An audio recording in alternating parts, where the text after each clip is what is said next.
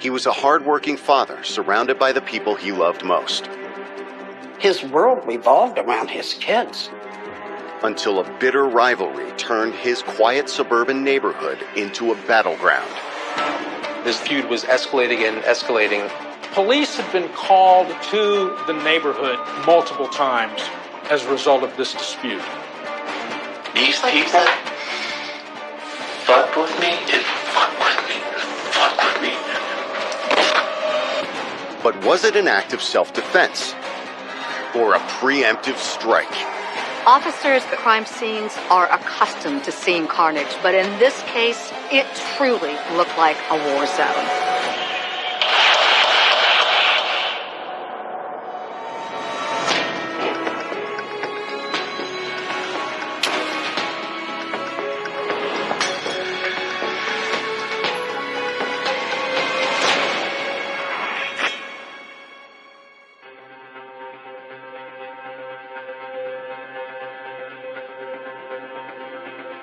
September 3rd, 2012.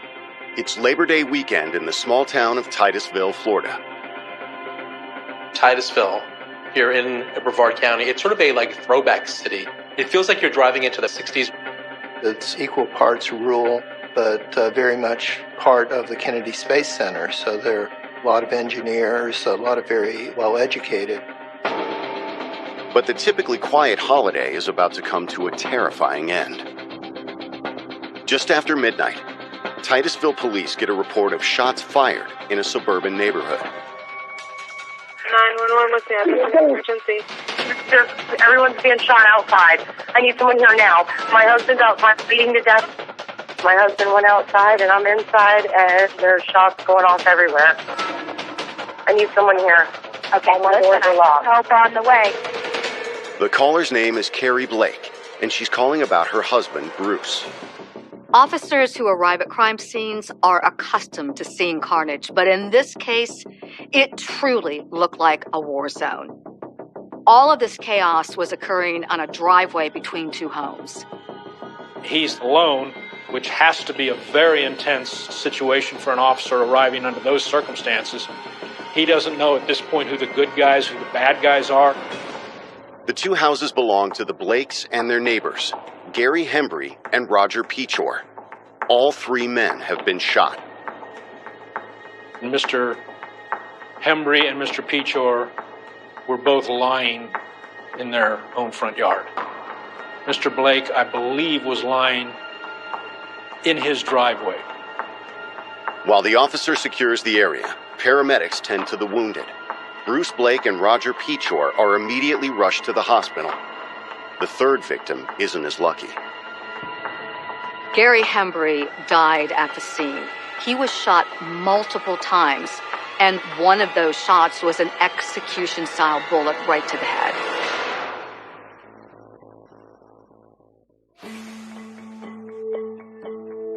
Gary Hembry was born in Cincinnati, Ohio in 1973. He was exactly what I wanted. I wanted a brown-eyed boy, and that's what I got. He was happy all the time. He loved to eat. He was funny. He had the funniest personality. God, he was just a sweetheart. He just really was a sweetheart. At the age of 3, his grandmother died, and so the entire family said, you know what, let's move, let's get a fresh start. And so they picked Titusville, Florida. After high school, Gary got a job as a plumber's assistant and looked forward to starting a family of his own. He got married and had 2 boys. But by 2002, he found himself divorced with primary custody of the kids. I would say he was one of the best fathers that I could have asked for. He did everything he could for us. You know, money might not have been there, but it didn't matter. We still managed to live our best life. In 2003, Gary became a father again to a little girl named Destiny. Though he and the mother didn't stay together, they shared custody of their daughter. Gary was someone who loved a lot of company. He loved all the children playing in the yard. He loved having friends over. It almost seemed like there was never a quiet moment at his house.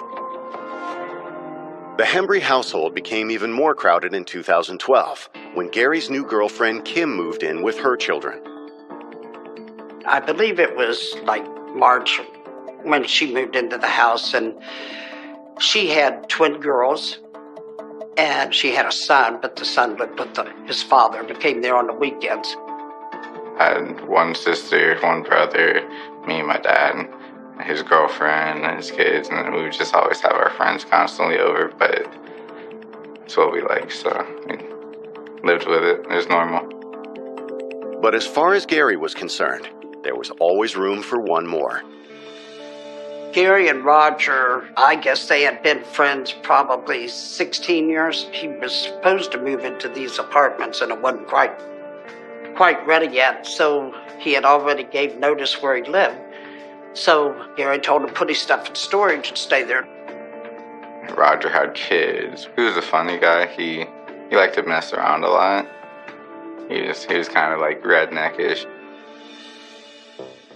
And when Gary landed a job in construction at the Kennedy Space Center, it seemed like that year was destined to be the best of his life.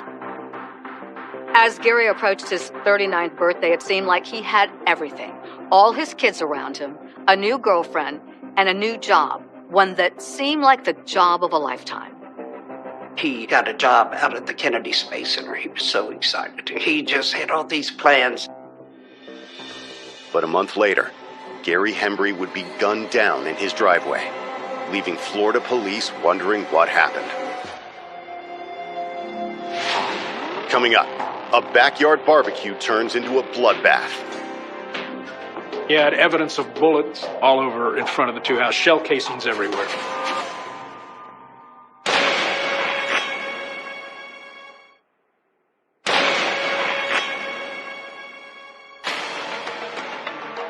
Roger Pichor and Bruce Blake have been airlifted to hospitals after an unidentified shooter opened fire in their neighborhood.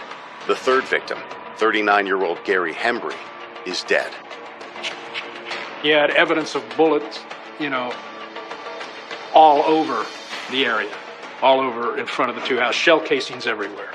There were cars in both driveways. You had evidence of projectile damage to both vehicles. You had multiple wounds to each victim. Investigators were able to determine quite a bit from just the shell casings alone. As it turned out, he fired a 9mm Beretta, and he had reloaded several times.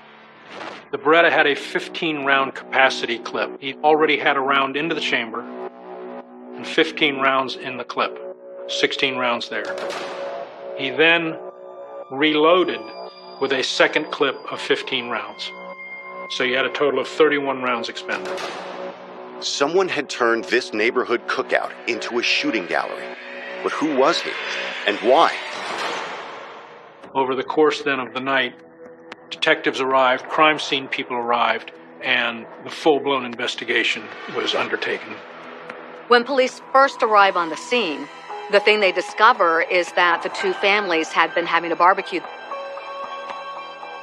There was definitely my dad, his girlfriend, Roger's girlfriend, Roger's son, Roger's stepson, and a couple of their friends. I was at my mom's house, and my sister was with her mom, and my brother was staying the night at his friend's house.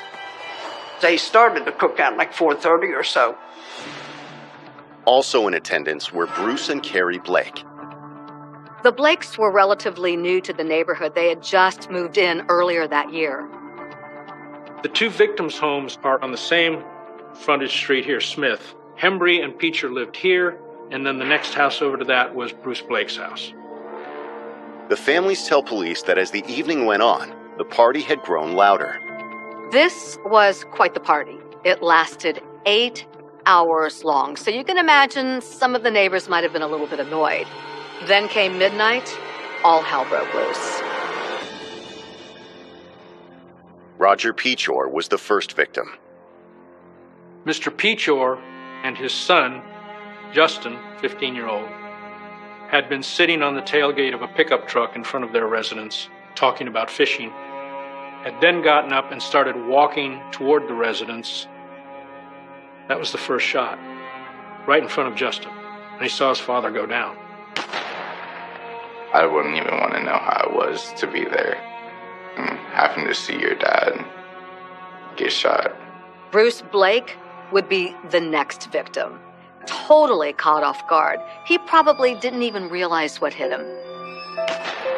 Mr. Blake, as I understand it, was shot in his own driveway. After he was shot, he still managed to crawl a little ways. Hearing the shots, Gary Hembry had stepped out of his house and into a hail of gunfire. Mr. Hembry, not knowing what was going on, walked out into his front yard to basically say, "What is going on out here? What's all this noise?" He was shot. Gary Hembry's body was riddled with 17 bullet wounds. He was the only one shot that many times, so it really seemed like he was the primary target. The multiple wounds in this particular case would clearly suggest to me, based on my experience, rage, anger. I think what you had here was a combination of calculated malice mixed with rage. But who could have hated Gary enough to open fire on him and his neighbors? Roger's son Justin tells investigators he knows exactly who the shooter was. Justin was able to identify the shooter to police. His name was Billy Woodward. He lived right across the street. And Justin was absolutely certain because he told cops he had come face to face with him during the incident.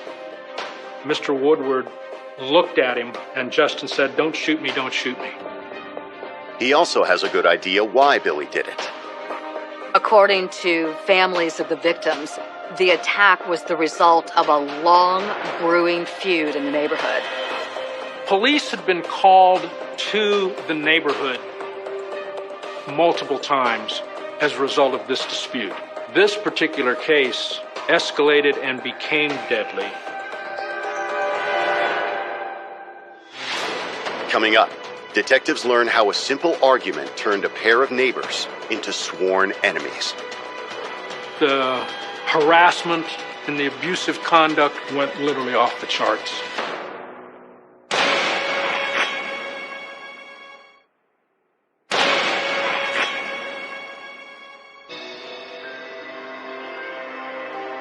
Detectives in Titusville, Florida, are investigating a neighborhood shooting spree that left Gary Hembry dead and his two friends in critical condition.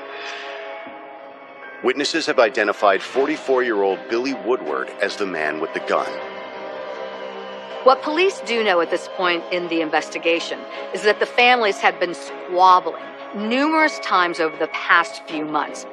Professionally, I've dealt with disputes between neighbors before, but nothing that ever escalated anywhere near to this. Nowhere near this. What investigators want to know is, what made Billy Woodward take the feud to such an extreme? Billy grew up here in Titusville. He was born in New York, but he's always lived here. Billy was the oldest of two boys, and he had what you'd call a fairly stable middle-class upbringing. After high school, Billy enlisted in the Army. While stationed in Japan, he almost died as the result of an accident. He was tasked with building a gazebo for a superior officer for some event, and he's working on top of this gazebo, which breaks, and he does a header about 12 feet up into concrete. He had a fractured skull. His spinal fluid was leaking. He ended up with meningitis as the spinal fluid was leaking out of his head. It damaged the nerves in one ear, so he is completely deaf in one ear. After he recovered, he was reassigned to Saudi Arabia during Operation Desert Shield. Billy did not see combat, but his base was subjected to several Scud missile attacks. In 1990, he finished his 4-year tour and decided not to re-enlist, but he was honorably discharged. Billy was 23 when he returned home to Titusville and met the woman who would become his wife. It was the best surprise. He and I just hit it off really well. We had moved in together before the end of the year. We got married on September the 4th in 1999. To begin their new life together, Billy and Barbara bought a home on Smith Drive. That house was really affordable, and we liked the neighborhood. We liked the school district it was in. Over the next 8 years, they had 2 children, 1 girl, 1 boy, and it seemed like the perfect little family. He was trained as a machinist, so he really didn't have trouble finding a job. He ended up working at the Space Center. In 2001, things started to look rather dark for this seemingly perfect little family. Billy started suffering severe anxiety and depression, all because of his time in Iraq. He did start going to the VA. He got registered, started seeing a doctor there. He had some testing done. They diagnosed him with PTSD and bipolar disorder. But things seemed to get a little better when their new next-door neighbors moved in. We met Gary Hembry when he first moved into his house. He was painting, fixing it up, fixed up the yard. We thought, great, these are going to be great neighbors. We would play video games with his kids, play in the backyard, on the swing set. Just did a lot of stuff together. As the children played together and got closer, so too did Gary and Billy. And Gary was fully aware of Billy's PTSD. He even tried to help him through that. We tried several different things to try and on our end, to try and combat the PTSD. We tried having a dog several different times, but we just couldn't find the dog that was right for our family. So he and my daughter went to the feed store one day. I don't remember why they went to the feed store, but they came home with 4 chickens. He definitely went all out for them. He built them their own whole 2-story house thing, and he spent a lot of time with them. But after 10 years in the same neighborhood, everything changed in August of that year. Family members say the feud started over a birthday present. A family friend had driven by, stopped, and left a gift on the front porch. Well, mysteriously, that gift just disappeared.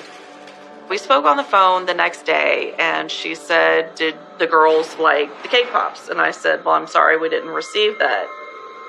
The Woodwards would come to find out through other children in the neighborhood that it was Gary's daughter, Destiny, who stole that gift on the front porch. Destiny took that present to a friend's house down the road and shared it with some other kids. Other kids saw it.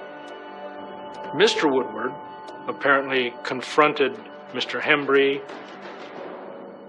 accused their daughter of stealing these packages. Gary is so incensed by this whole situation that he decides to retaliate. He calls authorities and reports that Billy Woodward is keeping a chicken coop in his backyard. Apparently, Mr. Woodward was not maintaining these chickens within the ordinance. So the next thing happened, chickens had to be removed anyway. One thing leads to another. He loved them. They were therapeutic. It was something that helped him calm himself, get through tough time periods. He's a proud guy. The Blakes and the Peachors both took Gary's side in the dispute, and the bad blood continued to grow. They would stand out in their yard, which is, close to our yard, of course, and just yell at us obscenities and making fun, just irritating harassment. But given Billy's psychological issues, the Hembrys were playing with fire. You've got a war veteran with brain damage and PTSD. It's not surprising he might take things to the next level. They had photographs on their phone cameras, of him sitting in his chair, his lawn chair out in his front yard, dressed like this, giving them the finger. He told them, I'm going to wait till you all go to sleep, and I'm going to come in and kill all of you, including the kids and dogs. And Billy eventually installed a camera. He had out in front of his house mounted a camera which recorded both audio and video. And he had directed it so that you could see just to the back edge of the Hembry house. The hostilities did not end. In fact, it got worse. So bad that both sides decided to go to court and ask for protective orders. The judge used his discretion and said, nope, go home, figure it out. He denied the injunction. The judge said, you all just need to play nice. But that wouldn't happen. Just 5 days after that hearing, Billy made good on his threats. Coming up, with one man dead and 2 others clinging to life, investigators get the other side of the story. This was a man who had just been pushed too far to the brink. It becomes a point where you're almost a prisoner in your own home.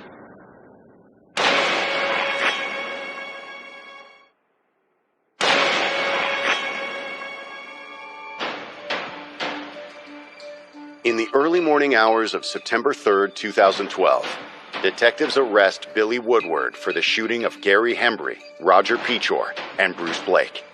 He is surprisingly calm. After it was over, William Woodward went back to his front lawn and sat down and waited for the cops to arrive. He didn't put up a fight or threaten the officer in any way. He told him that it's done, they can't hurt us anymore, and he went peacefully with the police officer. Billy confesses to the shooting, but according to him, it had been an act of self-defense. We've been tormented for the last month by these people. I'm a combat veteran with brain damage, and I just snapped. I couldn't take it anymore. They declared war on me, and I'm a soldier, and soldiers fight to win. So I ended it tonight. His entire premise was that he was a combat veteran who had suffered traumatic brain injury and suffered from PTSD, and he was back on the battlefield. I think that this was a man who snapped, who had just been pushed too far to the brink. Billy said it all began when Gary betrayed his friendship. Things are now at an impasse. Billy's decided that his daughter can no longer go over and play at Gary's house. And what was worse in Billy's mind was the way that Gary handled the accusations that his daughter stole the gift. When we went to confront Gary that morning on August 5th, it was a Sunday, I believe, he just got all bent out of shape and exploded on me. Now it seems like a game of tit for tat. Gary calling the authorities to complain about Billy's chicken coop, which sets the whole chain of events in motion. We've had the chickens for 2 years now, and all of our neighbors have loved it. We share eggs when they come to visit, and when everybody brings their kids over for like a little pet zoo. Nice. So when I saw him out there taking pictures of my property, I just went over the deep end. That happens when I get pushed. That seemed to be the start. It really broke everything apart, and it just escalated, and, no one was adult enough to stop it. Billy says the 3 families had banded against him, waging an ongoing war of harassment, and it had all been captured on the surveillance camera he installed. And this is all recorded on my surveillance at home. Carrie Blake actually told Mrs. Woodward that she was going to hire people to sodomize the Woodward's 12-year-old daughter. I mean, that's the level of vitriol that was coming from the victims. I don't know any normal, decent person that could look at the behavior of this group and not be appalled by it. They continued to harass him and his family daily, and so it becomes a point where you're almost a prisoner in your own home. We were actually trying to find another house by this point to move out of the neighborhood. We just wanted out. My wife has just been a nervous wreck ever since she started this. I mean, she cries all the time. That's what drove me over the edge, was seeing the stress on my family. Billy says that on the day of the shooting, he and his wife took their children to the local pool. When they returned, the Hembry barbecue was in full swing, and Billy's surveillance camera was capturing it all. With the amount of alcohol involved, it was really loud. It was crazy. There was people everywhere. It was loud. They were lighting stuff on fire. Over the course of the hours from 9 to midnight, they periodically go to the street, start hollering at Mr. Woodward. They were very clearly directing taunts, slanders, abuse at Mr. Woodward's home. Billy was nervous, just as I was. It just seemed like things were a lot busier and louder, and it just seemed crazier than usual. All of this would have been unsettling for just about anyone. But for a guy like Billy with PTSD, well, you can imagine why it set him off. And if it was war that Gary wanted, it was war he was going to get. Around 11 p.m., after Barbara went to bed, Billy put on his military gear and loaded his Beretta. I went out my back gate. I immediately went into what the military calls a crouching stance. Okay. And I used my truck for cover so they couldn't see my movement. Then, for the next 20 minutes, he slowly maneuvered into position. I remember crawling inches at a time and listening to him taunting and yelling across the street. Your mom's a fucking bitch. You dickhead. We're gonna fuck you up. It's all on surveillance. You can actually hear and see for yourself what they did tonight. I think that he had 3 targets in mind. He saw Bruce, Roger, and Gary as his biggest threats. Coming up, the final assault. This is war to me. This is not murder. This is killing the enemy.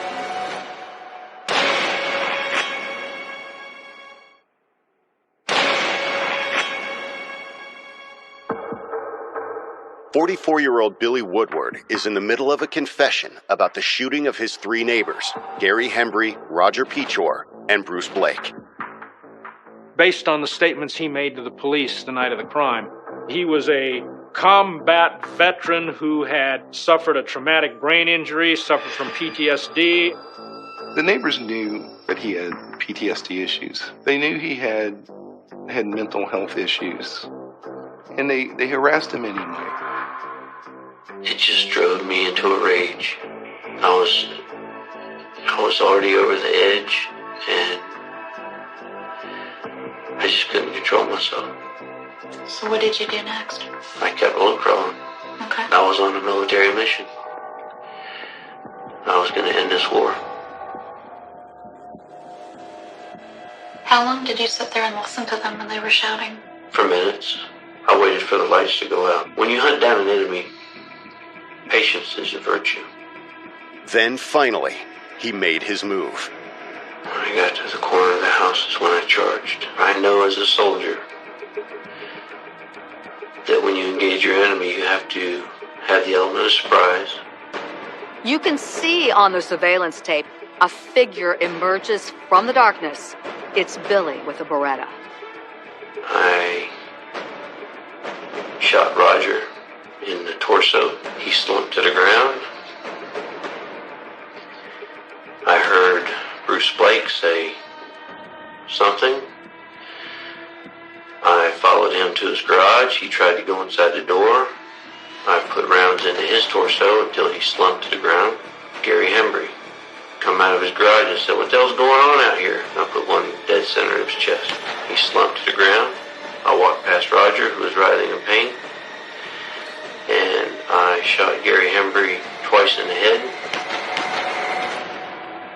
This may have seemed like the actions of a madman, but really, in Billy's mind, he was just following the rules of engagement, which is why he didn't shoot Justin Pichor.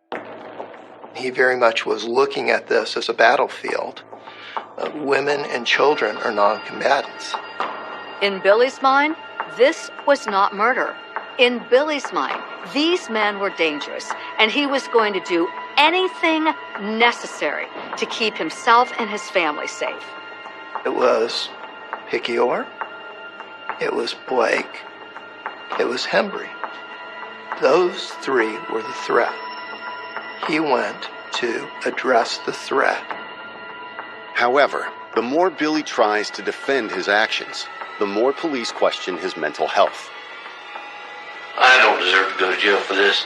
Those sorry motherfuckers deserve to go to jail for what they did to me and my family for the last month. And these people fucked with me and fucked with me and fucked with me and fucked with me and fucked with me. It would be difficult for me to say that he was in the right state of mind at any point in this whole situation because of the emotional stress, the PTSD, his brain injury. While investigators are working out how to proceed, they receive more bad news. Roger Pechor is dead. After Billy shot him in the chest, he went back and fired one more time through his head, and that was the bullet that ultimately killed him.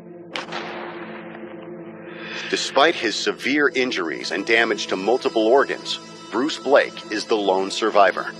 Bruce Blake was the only one of the three to live through the night. He was in rehabilitation for a few weeks, and then he was released. Now, instead of one murder, Billy is indicted for 2. 2 counts of first-degree murder and 1 count of attempted first-degree murder. Prosecutors have surveillance tape. They even have a confession. But the question is, will Billy be able to stand trial given his mental state at the time of the shooting? We had him examined, and he was mentally fit to stand trial. Florida has a pretty low threshold. If you can understand what's going on and you can talk clearly to your lawyer and hear and understand what you're hearing and seeing in the courtroom, then you're good to go. However, Billy pleads not guilty to all charges. I extended plea offers to him. His attorney came back with me and said, he doesn't want your plea offer. And I said, well, is there anything he's willing to plead to? And his attorney said, the only thing he's willing to do is have you drop the charges and give him the gun back. And I said, that's, of course, ridiculous. We talked to all the neighbors involved. They were more than happy to come talk to us because they had stories to tell about what had happened to Billy at the hands of these folks.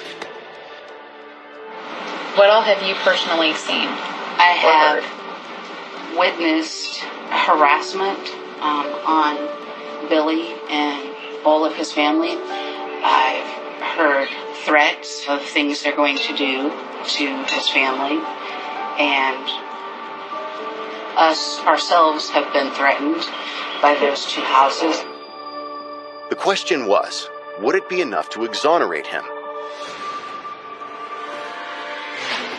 Coming up, Billy Woodward takes the stand in his own defense. You could tell he was getting angry as he was sort of reliving what had happened.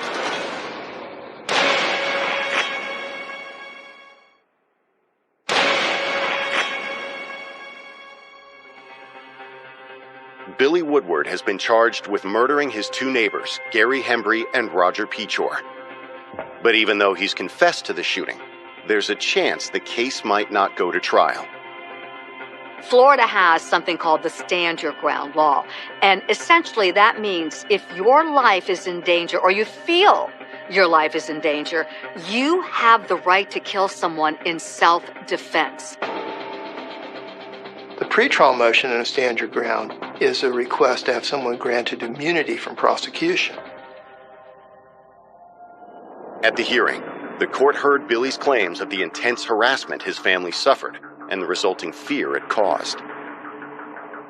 They torment us day and night. They stalk us, they harass us. They've threatened us in ways you would not even imagine. As evidence, the defense shows surveillance footage taken in the weeks before the shootings. Goddamn plastic G.I. Joe! Fuck you and your mother! We showed a Facebook picture or I think it was Roger Piccior, with an assault weapon, pointed at the camera. Billy clearly felt that these people were not only armed, but heavily armed. Billy claims his neighbors were also planning to use more exotic weapons to attack his family. Because I didn't know if that was a Molotov cocktail that would come through and into my house.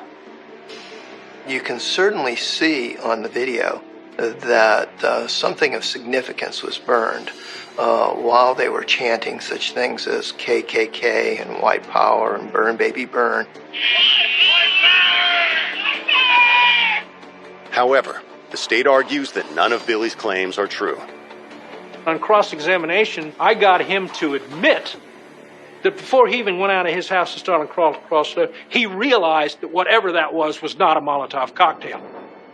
Still, Billy insists that he'd been left with no choice but to act that night. Will had been declared upon my house and family for myself. Now I'm the only living left because I like the children and live with them. Do you not understand that, sir? After a week-long hearing, the judge announces his decision. He denies Billy's claim of immunity and declares that his actions are not in line with stand your ground or exercising self-defense. No matter how reprehensible, disgusting, obnoxious, and vile the threats or the conduct, taunting by the victims, they didn't deserve to die. That was the essence of this case. At trial, the state presents harrowing eyewitness testimony from the families of the victims, including Bruce Blake, the only one of Billy's targets to survive the ambush.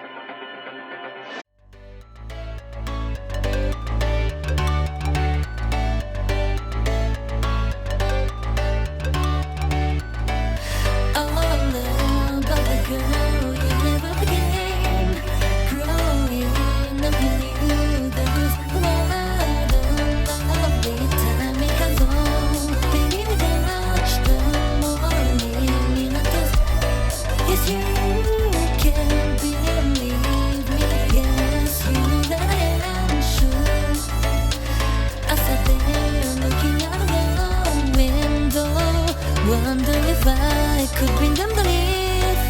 I could bring my lover. And baby, you make me wait. Now here I go, going back on the road. Now here I go, going back on the road. Now here I go, going back on the road. Now here I go, going back on the road. When you back there again, play the music back there again. I saw the looking out of the window. Wonder if I could bring them down. If I could bring my love now, baby, you make.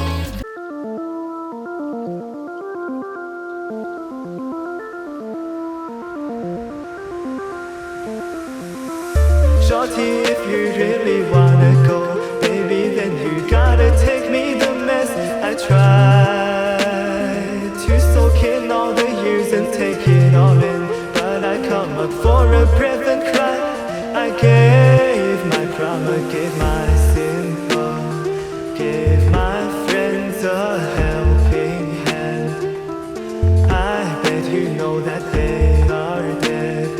I wish I could tell you this. The more we talk, the talk is not a tongue. The more we talk, the talk is not a tongue. I did not come this far for any stronger. All of a sudden there was nothing left. Well, last night a doctor thought you were lying.